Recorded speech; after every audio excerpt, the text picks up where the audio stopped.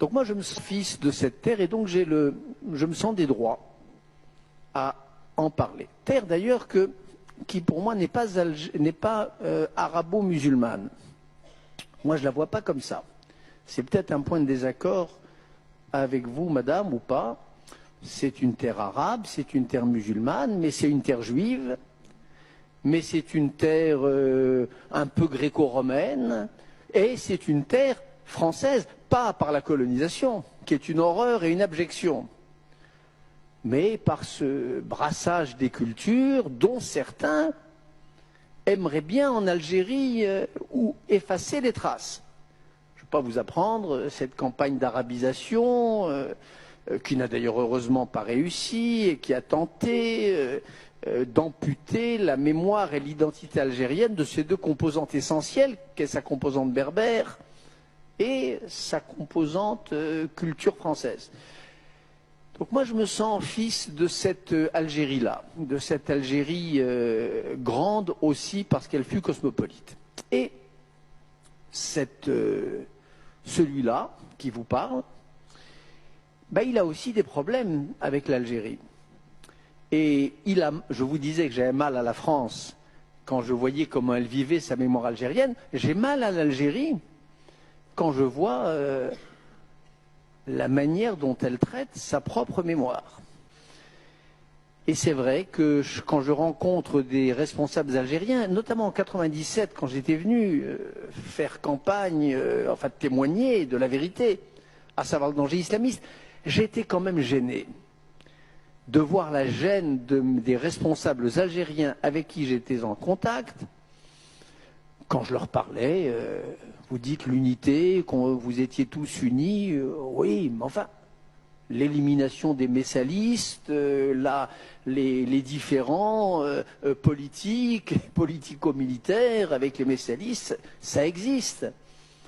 J'avais mal de voir comment mes interlocuteurs refoulaient cela comme les Français refoulent les crimes d'Ossarès, même si ce n'est pas comparable, mais peu importe. Les harkis, les 15 000, 20 000, 30 000 harkis, je ne sais pas, renvoyés d'ailleurs par les Français avec un cynisme effroyable et dont on connaît le sort qui leur fut réservé dans la fièvre et les lendemains de l'indépendance et de la révolution. Ça aussi, c'est une tâche sur la révolution algérienne.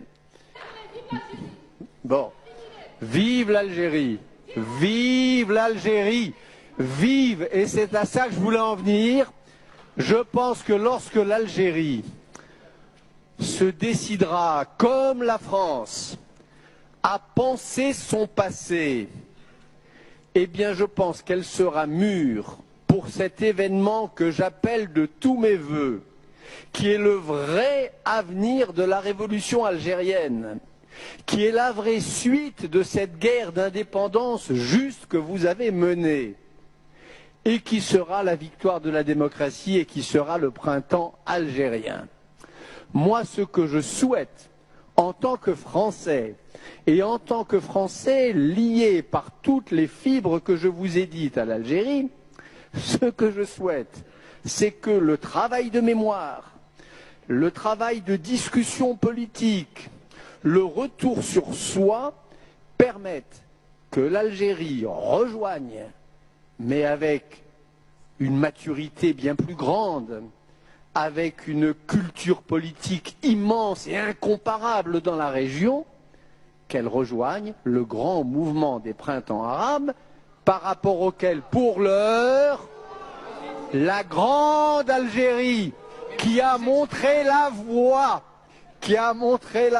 de l'honneur et de la justice, me semble être inexplicablement en retard.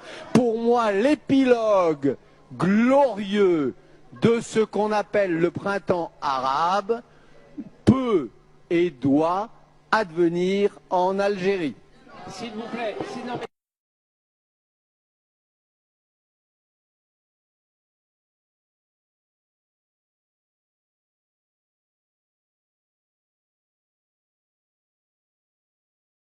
est-ce que ces bouleversements dans les révolutions arabes, et notamment en Libye, ne menacent pas la stabilité de l'État d'Israël?